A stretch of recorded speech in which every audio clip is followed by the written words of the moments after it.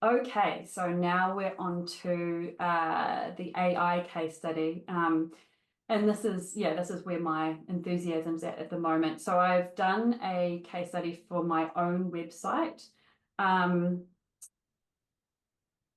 and yes, just before we start, when you're using AI, of course, check whether you can use the data. In this example, I'll be uploading data into AI, uploading my website data into AI, into Chat GPT4.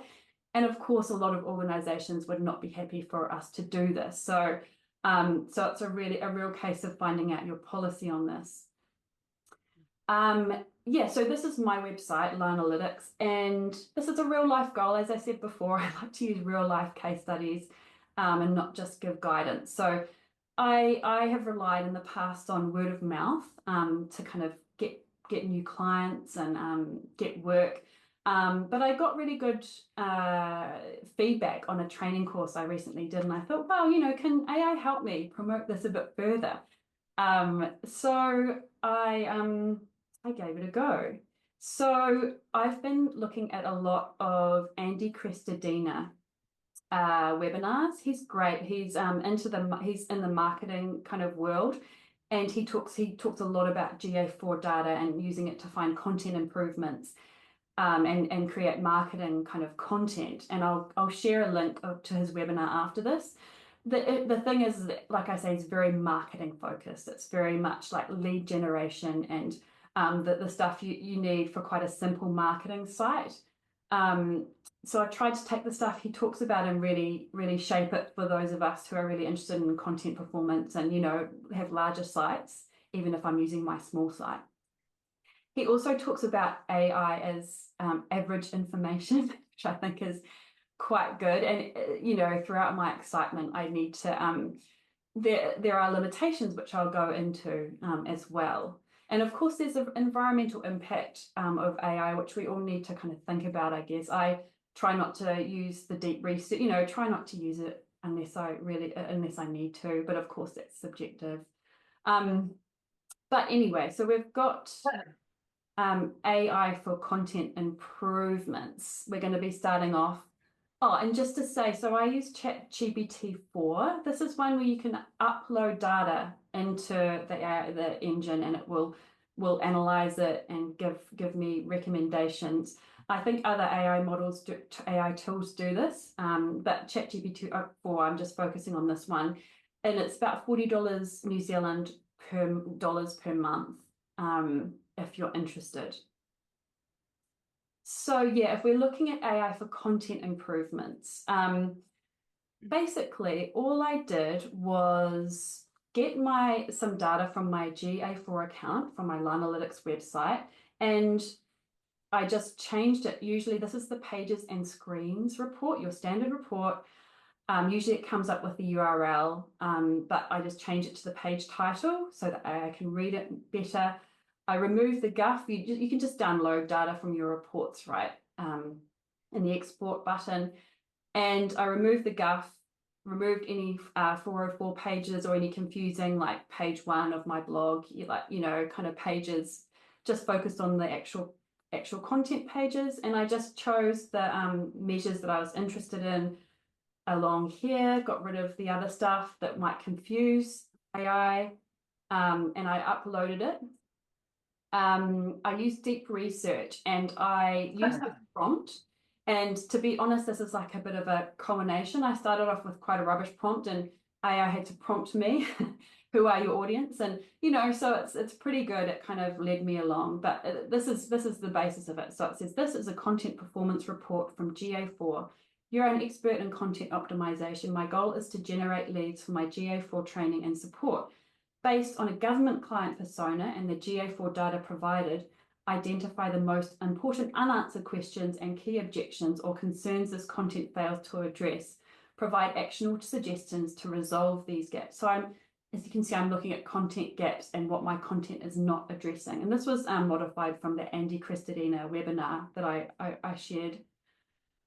So the results did kind of blow my mind, right? So it spent, in deep research, it spent about 15 minutes telling me how it was researching down the side what it was doing, where it was looking, what it was thinking, and generated a long, comprehensive report. And, you know, it actually analyzed my website content, even though I didn't ask it to.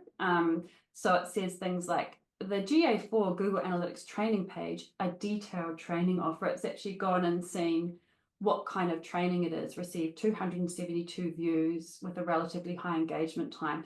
So it was just, I was quite impressed with that it actually reviewed my website content. And yeah, so when it analyzed the content performance, so like you saw before, that was an example, and then it identified that the pages which address user needs and get high engagement are informational, so blog posts and case studies. So it was quite advanced in its analysis ideas. It told me my lead generation page wasn't working, and I said, that's an old blog post, AI. It's not a lead generation page. So, you know, I thought I'd caught it out, but then it said, well, there's a perfect opportunity. Thanks for the clarification. There's a perfect opportunity to create a lead generation page. And then it refined its recommendations. It looked at the persona needs. And again, it was very detailed. I was impressed. I asked for government client persona needs, and it said the unanswered questions and concerns were data privacy, procurement, ROI deliverables, UA transition fears, GA4 complexity, how tricky it is, trust and vendor capability. I mean, I know there are some government people out there, so you'll be able to probably assess better than I can whether they meet them, but I was impressed with the level of depth. But then I also did see that Chat GPT only used 2 research sources. So, you know, again, just be like, that's only 2 sources. So we'll see. So we've got our content analysis, we've got our persona needs that it's taken from around the internet, and then it gave me tailored recommendations for analytics content. And there was a lot of detail here, a lot of recommendations, too much. Okay, so but it kind of for example, some of it was quite useful. So it says showcase testimonials, for example, bring in a short government case study snippet on the GA4 services page. You might highlight the Archives New Zealand case since it drew interest. You know, it's good insight here, but it can be a bit dodgy. So this one goes on to say you could create example text like, after working with us, Archives New Zealand was able to confidently measure online and measure content engagement, helping them secure ongoing support for data-driven projects. And it didn't get that. I'm hoping this is true, but it didn't get this from anywhere, right? It's just creating things. And I know it's just saying it's an example, but we, of course, you know, people can just copy and paste this stuff. And there's of course this misleading kind of things coming out. So yeah, based on all of this stuff, I created a new lead generation page for my GA4 training. And I must say, like, I used a lot of my experience in UX content in GA4 and my knowledge of my clients to discern what advice was valid and use it to inform, not create content, right? I'm not taking the content that AI suggested here. My brain just short-circuited a lot trying to work through this information, which all felt very relevant, and but there was just a lot of it. And there's the page. So if you look for it now, it doesn't exist in its current form. I've merged it. It's GA4 training for government teams. I've merged it into the main GA4 training for teams page, and I'll send you a link to that after. But I really did kind of distill a lot of the recommendations on this page. And, you know, interesting, looking at the results, I think this is about a month and a half worth of data. So if we're looking at our GA4 pages and screens report to see how the page performed, it's a high engagement time. So this is average engagement time per active user. So this is an average of how long they spend on that page. We can see that that's a lot higher than my other service pages. So I am quite impressed. From the initial view, it seems like it's been quite a well-engaged page. Now, just to caveat that, I'm not shouting too loud because there are things to consider. I have had, like a lot of you, I've had struggled to remove internal traffic from my site. This data contains my usage. There's spam out there, like unless you've got really dedicated to removing your spam, there's going to be some spam coming into your websites. Also, that doesn't record the engagement time if it's the last page visited on your site. It has to click off that timer with another page if someone visits another page on your site.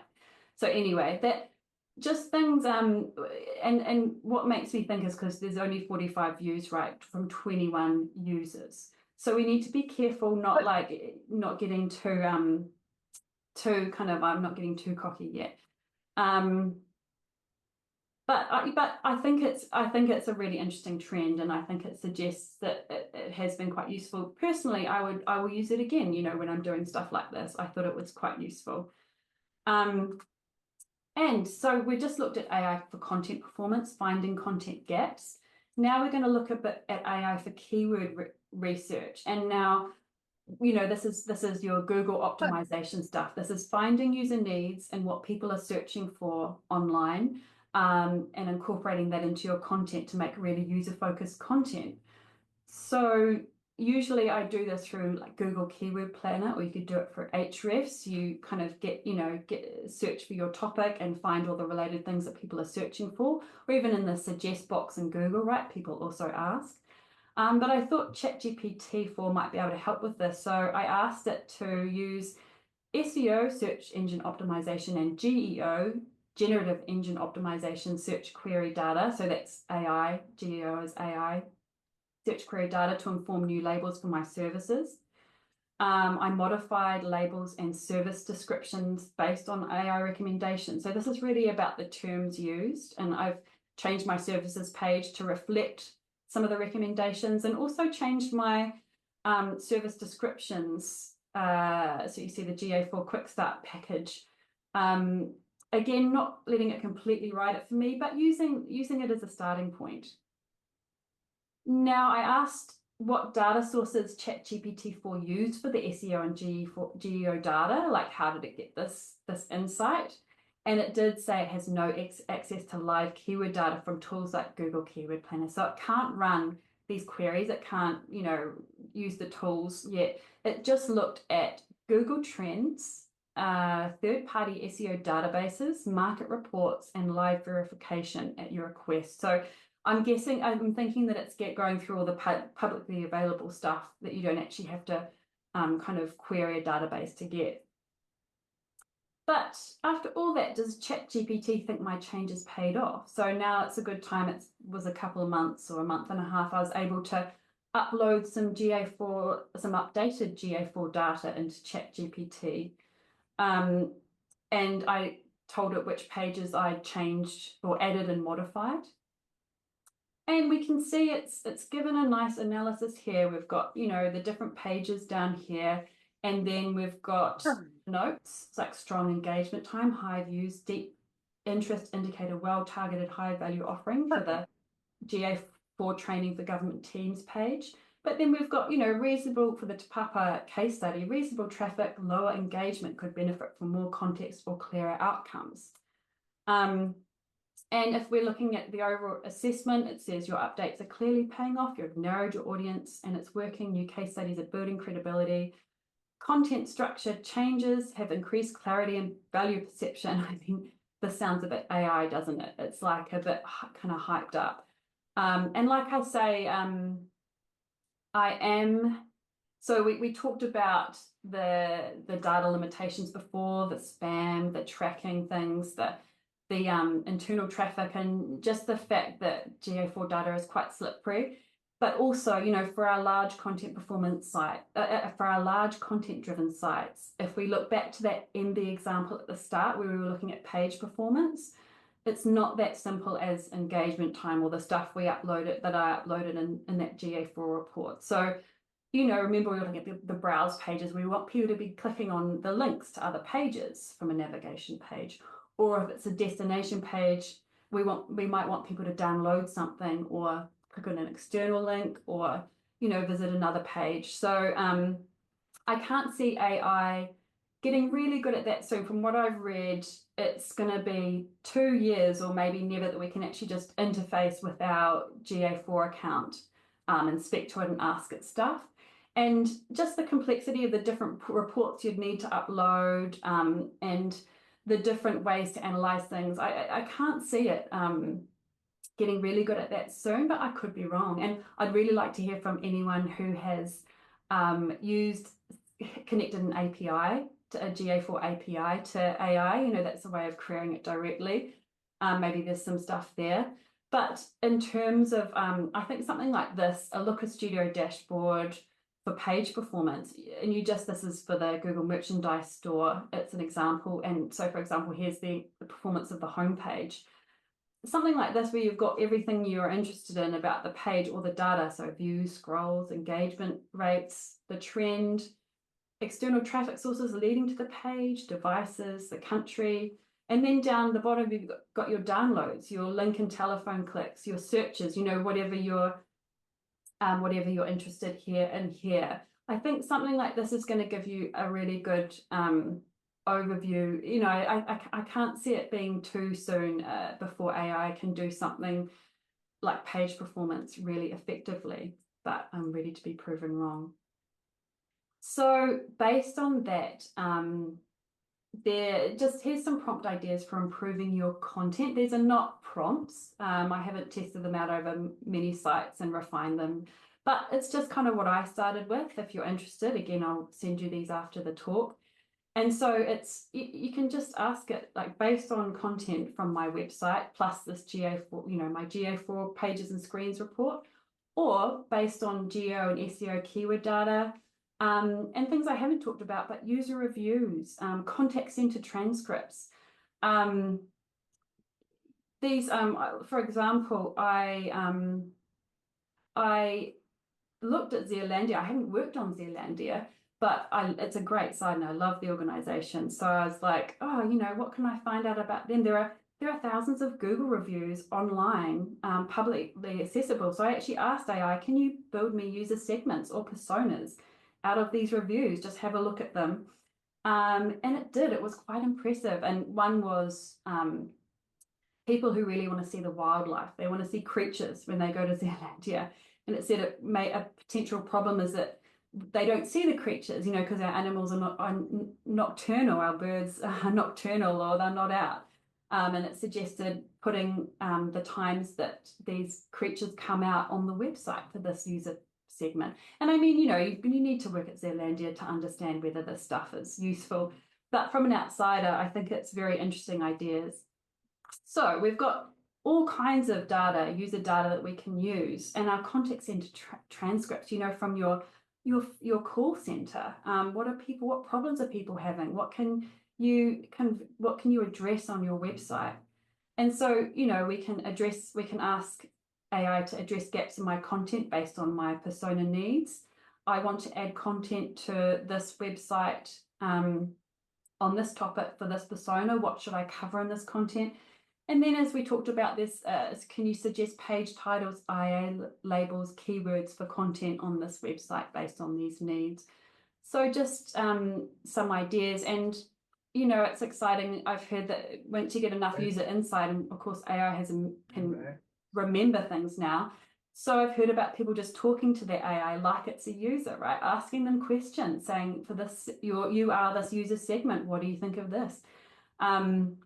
So it's all out there. Yes, and just a note on that, I would love to hear your AI case studies. If you do any of this stuff or have been working in this space, digital performance or user insight, please get in touch. I'm really keen, like I say, for us to share these stories. So please let me know if you've had all the shit that got dumped in my office when I was in Australia. I'm just hearing some audio coming through. Can we just make sure our microphones are turned off? It's all the home theatre stuff, you know. John W. Hang on, I might be able to just mute you. There we go.